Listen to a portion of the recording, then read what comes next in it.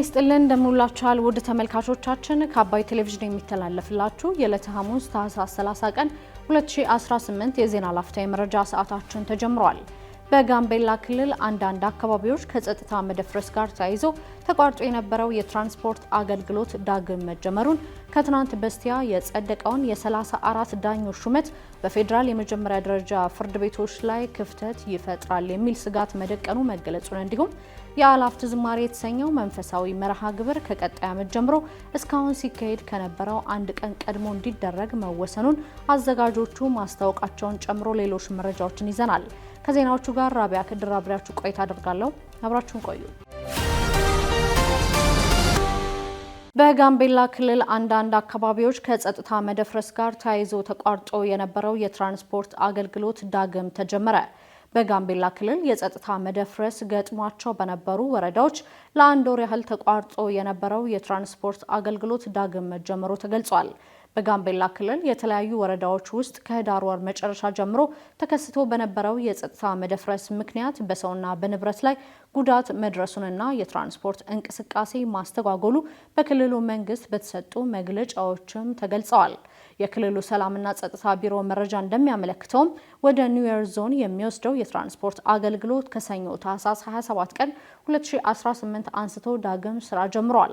በጋምቤላ ከተማ የሀገር ሽማግሌ የሆኑት አቶ አዶል አግዋ ታህሳስ 9 2018 በአቦል ከተማ በግጭት ምክንያት ተፈናቅለው በጋምቤላ ከተማ ተጠልለው የቆዩ ነዋሪዎች ወደ ቦታቸው መመለሳቸውን ጠቅሰው በአካባቢው አንጻራዊ የሚባል ሰላም እንዳለ መናገራቸውንም ለዶቼ ቬለ ተናግረዋል። የክልሉ ሰላም ግንባታና ጸጥታ ቢሮ በበኩሉ በክልሉ ያለው የጸጥታ ችግርን ለመቅረፍ የፌዴራል ጸጥታ ኃይሎች የክልሉ ፖሊስ ባከናወናቸው ተግባራት ችግሩ በአሁኑ ወቅት መቀነሱንም አመላክተዋል።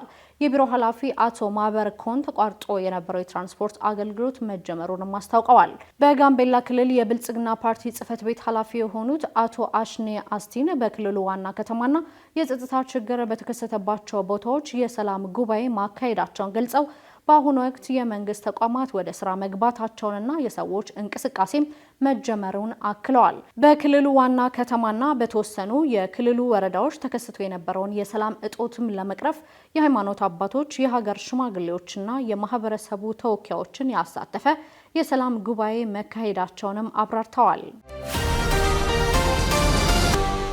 ኢትዮጵያና የተባበሩት አረብ ኤምሬቶች የግዛት አንድነትን ለማስጠበቅና ለሱዳን ሰላም በጋራ ለመስራት ተስማሙ። ኢትዮጵያና የተባበሩት አረብ ኤምሬቶች ያንዳቸውን የግዛት አንድነት፣ ሰላምና ደህንነትን ለማስጠበቅ እንዲሁም ኢኮኖሚያዊ ፍላጎቶቻቸውን ለማሳደግ ያላቸውን ስትራቴጂካዊ አጋርነት በድጋሚ አረጋግጠዋል። የሁለቱ ሀገራት የውጭ ጉዳይ ሚኒስትሮች በጋራ ባወጡት መግለጫ ቀጠናዊ መረጋጋትን አደጋ ላይ የሚጥሉ ተግዳሮቶችን ለመፍታት ያላቸውን ቁርጠኝነትም ገልጸዋል። ይህ መግለጫ የተሰጠው የተባበሩት አረብ ኤምሬቶች የውጭ ጉዳይ ሚኒስትር ዴኤታ ሼክ ሻክቡን ቢን ናህያህ አልናህያህ በአዲስ አበባ ያደረጉትን የስራ ጉብኝት ተከትሎ ማክሰኞ ታህሳስ 28 2018 ነው።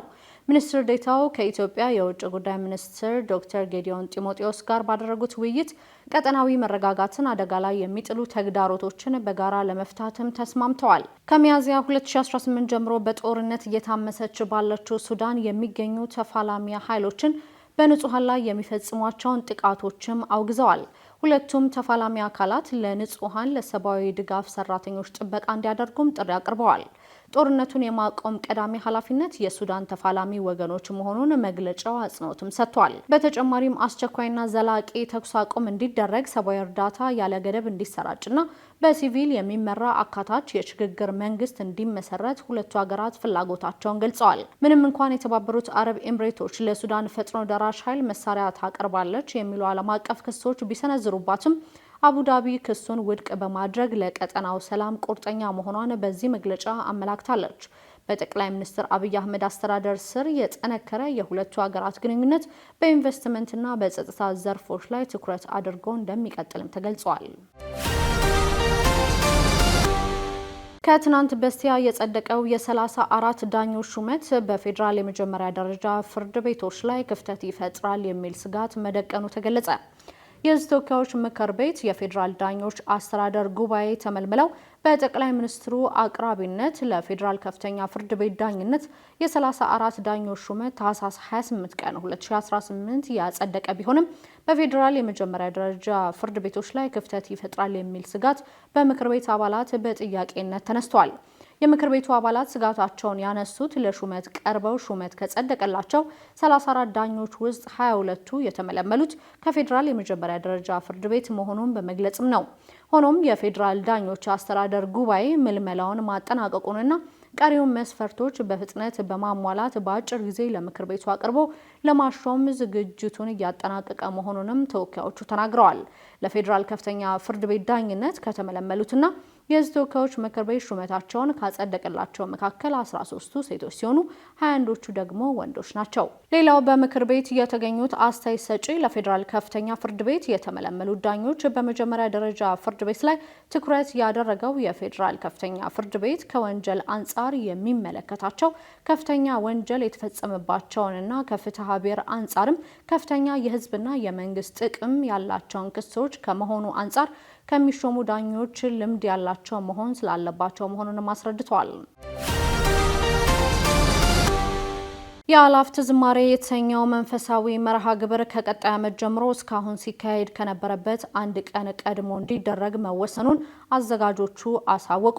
የአላፍት ዝማሬ ከቀጣይ ዓመት ጀምሮ እስካሁን ሲካሄድ ከነበረው አንድ ቀን ቀድሞ በዋዜማ እንዲደረግ መወሰኑን የኢትዮጵያ ጃንደረባ ትውልድ አስታውቋል። በኢትዮጵያ ጃንደረባ ትውልድ ወይም ኢጃት ጠቅላላ ማህበር የሚዘጋጀውና በልደት በዓል ዋዜማ የሚከናወነው የአላፍት ዝማሬ መርሃ ግብር ለሶስተኛ ጊዜ ያሳለፍነው ማክሰኞ ታህሳስ 28 ቀን 2018 በመስቀል አደባባይ በደማቅ ስነስርዓት መከናወኑም ይታወቃል። የእውነቱን መጠናቀቅ አስመልክቶ የኢትዮጵያ ጃንደረባ ትውልድ ባወጣው መግለጫ ዘንድሮ በመስቀል አደባባይ ያካሄድነው የአላፍት ዝማሬ ከመርሃ ግብሩ መጠናቀቅ በኋላ ግምገማ ማከናወኑን አስታውቋል።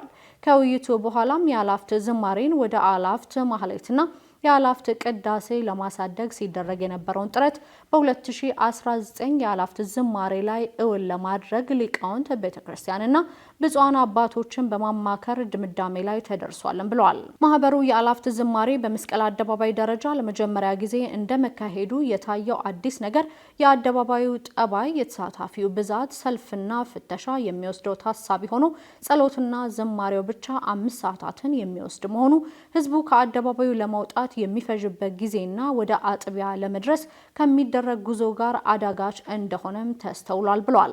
ማህበሩ በዚህ ምክንያት ከቀጣይ ዓመት ጀምሮ የአላፍት ዝማሬ አንድ ቀን ቀድሞ ዋዜማ እንዲደረግና በዋዜማው ዕለት ደግሞ የአላፍት ቅዳሴ ዘመቻ እንዲጀመር ተወስኗልም ብሏል።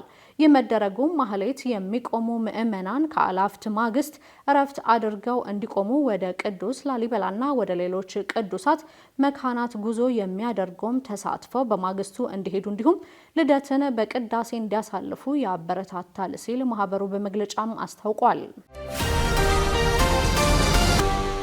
የቻይና ውጭ ጉዳይ ሚኒስትር ኢትዮጵያና ሶማሊያን ጨምሮ በተለያዩ የአፍሪካ ሀገራት ጉብኝት እንደሚያደርጉ ተገለጸ። የቻይናው የውጭ ጉዳይ ሚኒስትር ዋንግ ዮ ከጃንዋሪ 12 አንስቶ በአፍሪካ ውስጥ ጉብኝት እንደሚያደርጉ መስሪያ ቤታቸው አስታውቋል።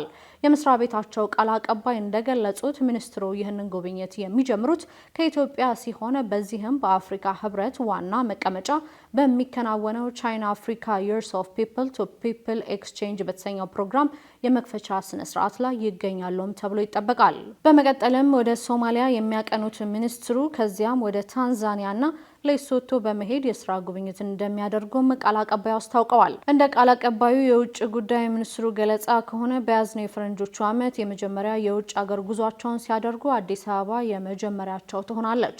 ጨምሮም ቻይና በየዓመቱ የውጭ ጉዳይ ሚኒስትሯን ወደ አፍሪካ እንደምትልክ የጠቀሰው ቃል አቀባዩ ዘንድሮ የቻይና የውጭ ጉዳይ ሚኒስትር ወደ አፍሪካ ሲጓዙ ይህ 36ኛ ተከታታይ ዓመትም ነው። የውጭ ጉዳይ ሚኒስትሮቻቸው ለ36 ተከታታይ ዓመታት አፍሪካን መርገጣቸው ለሀገሪቱ ምን ያህል ቅድሚያ እንደሚሰጡ ማሳያም ነው ሲሉ አስረድተዋል። የተለያዩ መረጃዎችን ያደረስንበት የዕለቱ የዜና ላፍታ የመረጃ ሰዓታችን የተከታተላችሁትን ይመስል ነበር። ውድ ተመልካቾቻችን አብራችሁን ስለነበራችሁ ደግሞ ከልብ እናመሰግናለን። በያላችሁበት መልካም ቀን